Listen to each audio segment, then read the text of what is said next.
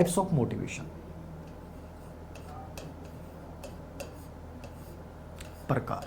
ठीक है, देखिए टाइप्स ऑफ मोटिवेशन की जब अपन चर्चा करते हैं कि अभिप्रेरणा वास्तव में कितने प्रकार की होती है, और मैं विशेष बात बता दूं आपको कि जितने भी अपन पेपर्स देखेंगे पूर्व एग्जाम्स के, चाहे आप रीट के देख लें, आप आर्टेट के देख लें, उनके सभी पेपर में यहाँ से प्रश्न पूछा गया है, बार बार यहाँ से प्रश्न आता है।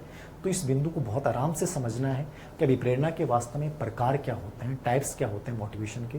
मोटिवेशन के जब प्रकार की अपन चर्चा करते हैं तो मूल रूप से मोटिवेशन दो प्रकार का होता है। ठीक है, अभिप्रेरणा के कितने प्रकार होते हैं? दो प्रकार होते हैं। एक होती है आंतरिक अभिप्रेरणा, ठीक है, और एक होती है बाह्य अभिप्रेरणा।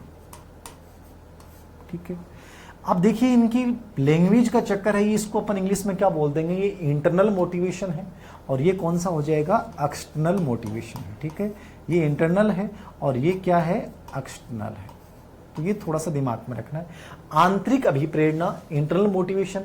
अब आंतरिक को आप जन्मजात भी कह सकते हो, क्या कह सकते हो इसको आप, जन्मजात मोटिवेशन भी कहते हैं। अर्थ समझना है, बाकी कुछ नहीं है, जन्मजात मोटिवेशन भी है। आप इसको प्राकृतिक अभिप्रेरणा भी कह सकते हो। ठीक है, आप इसको स्वाभाविक अभिप्रेरणा भी कह सकते हो, एक ही बात है। ठीक है, ये इसके नाम हो सकते हैं। आंतरिक मोटिवेशन, इंटरनल मोटिवेशन क्या है, जन्मजात अभिप्रेरणा किसे कहा जाता है, प्राकृतिक किसे कहा जाता है, स्वाभाविक किसे कहा जाता है।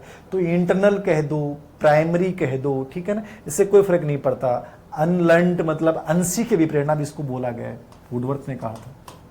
ठीक है, वुडवर्थ ने क्या कहा, अनसीख अभिप्रेरणा, ये वुडवर्थ ने कहा इसको, कि इसको सीखने की आवश्यकता नहीं पड़ती है, तो अपने आप सीखी होती है, क्योंकि ये मूल प्रवृत्तियों से संचालित होती है। किस संचालित होती है, मूल प्रवृत्तियों से संचालित होती है, इसलिए इसको क्या नाम दिया था इसने, अनसीख अभिप्रेरणा। किसने नाम दिया, वुडवर्थ ने। समझ में आ रहा है। मोटिवेशन के दो प्रकार हैं, पहला आंतरिक, इसको जन्मजात कह दें, प्राकृतिक कह दें, स्वाभाविक कह दें, अनसीख अभिप्रेरणा कह दें। अनसीखी अभिप्रेरणा इसको जो कहा था वो किसने कहा था, वुडवर्थ ने कहा था। अनसीखी का मतलब क्या होता है, ये मूल प्रवृत्तियों से संचालित होती है, इसको सीखने की आवश्यकता नहीं होती है। ठीक है, ये जन्मजात है। और बाह्य अभिप्रेरणा को आप नकारात्मक अभिप्रेरणा भी बोल सकते हैं। क्या बोल सकते हैं, नकारात्मक अभिप्रेरणा भी इसको कहा जाता है। ठीक है, तो ये नकारात्मक है, ये बाह्य एक्सटर्नल मोटिवेशन है, जन्मजात। अब इनको अर्थ को समझना आप। ठीक है, ये तो अपने एक नॉर्मली शब्दों के अर्थ की चर्चा कर ली, आप समझना इसमें क्या है। एग्जाम्पल आपके सामने आएगा, उदाहरण आएगा, और उदाहरण एग्जाम में कोई भी पूछ सकता है। दोस्तों सिंपल सी थ्योरी आपको याद रखनी कि इसका कॉन्सेप्ट क्या है, वो यदि समझ में आ गया तो कोई दिक्कत नहीं है, और कॉन्सेप्ट समझ में नहीं आया तो दिक्कत होगी। ठीक है, आंतरिक को समझो। आंतरिक मोटिवेशन का मतलब क्या है, देखिए आंतरिक मोटिवेशन क्या है, जब मैं किसी क्रिया कार्य को खुद की इच्छा से करता हूं, मेरे पे कोई दबाव नहीं कि उसने कहा इसलिए कर रहा हूं, पापा ने कहा इसलिए कर रहा हूं, मम्मी ने कहा इसलिए कर रहा हूं, मेरी खुद की इच्छा है और मुझे करना चाहिए, मेरी खुद की इच्छा है और मुझे करना चाहिए। ठीक है ना, जिस क्रिया या कार्य को करने से मुझे सुख व संतोष मिलेगा। ठीक है, सिंपल सी बात याद रखना, जहां सुख की बात आ गई, किसकी बात आ गई, सुख की बात आ गई, जहां संतोष की बात आ गई, ठीक है, जहां आनंद की बात आ गई, ठीक है, किसकी बात आ गई, आनंद की बात आ गई। जिस किसी क्रिया कार्य को मैं अपनी खुद की इच्छा से करता हूं और जिसको करने से मुझे क्या मिलता है, सुख मिलता है, जिसको करने से मुझे संतोष मिलता है और जिसको करने से मुझे क्या मिलता है, आनंद मिलता है, खुशी मिलती है, वो मोटिवेशन कौन सा है, आंतरिक। समझ में आ रहा है।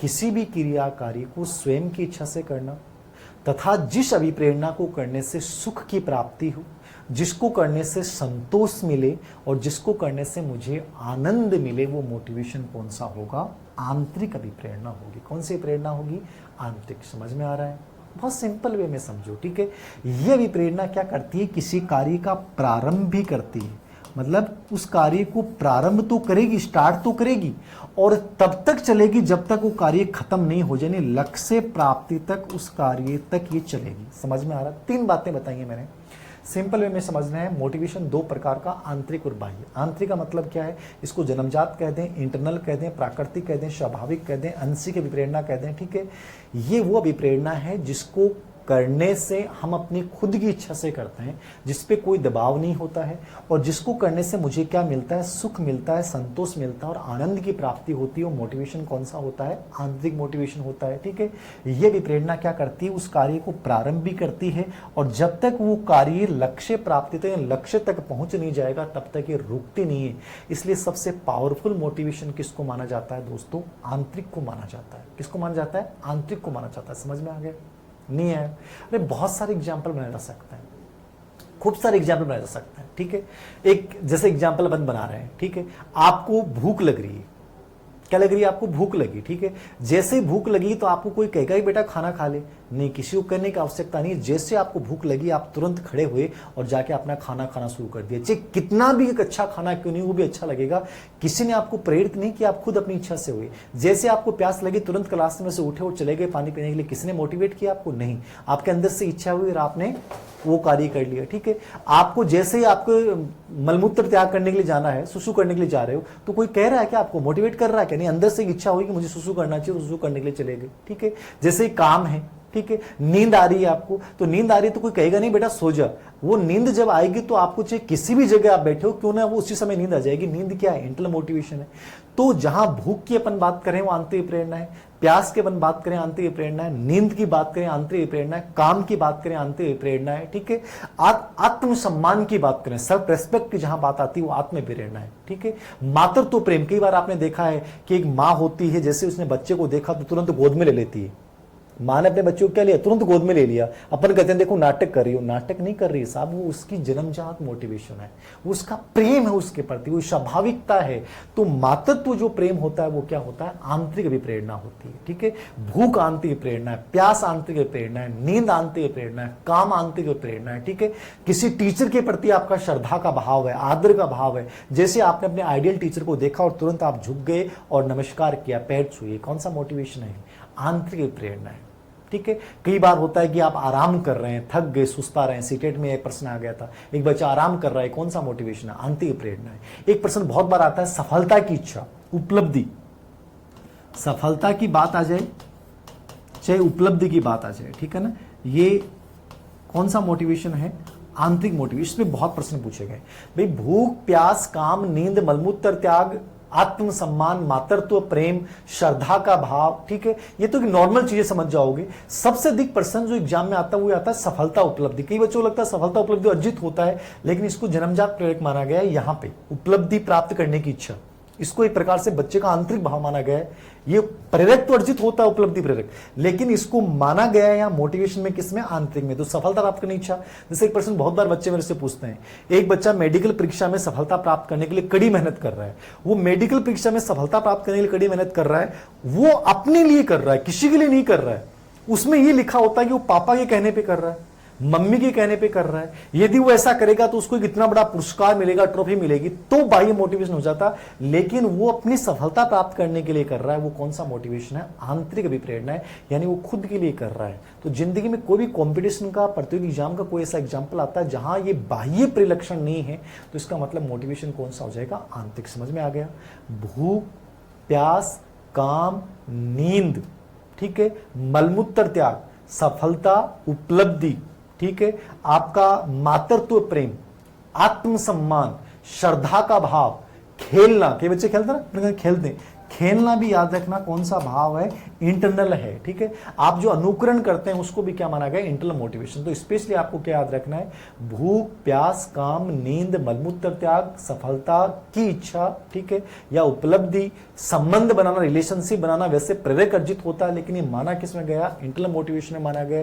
मातृत्व प्रेम इंटरनल मोटिवेशन में, तो ये थोड़ा सा आपको याद रखना है।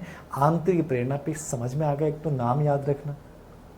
अंशी की विप्रेरणा किसने कहा, इसको वुडवर्थ ने कहा है। ठीक है, सुख, संतोष और आनंद की प्राप्ति जिसे विप्रेरणा से होती है वो कौन सा मोटिवेशन, आंतरिक है। ये विप्रेरणा क्या करती है, कार्य को प्रारंभ करती है और जब तक लक्ष्य तक नहीं पहुंच जाओगे तब तक आप रुकोगे नहीं। कौन सा मोटिवेशन है, आंतरिक प्रेरणा है। खेल है, सफलता की इच्छा है, ये सब किस में आते हैं, आंतरिक प्रेरणा में आते हैं। अब एक सिंपल सा एग्जाम्पल मैं पूछ रहा हूं आपसे, इनमें से कौन सा उदाहरण आंतरिक विप्रेरणा का है।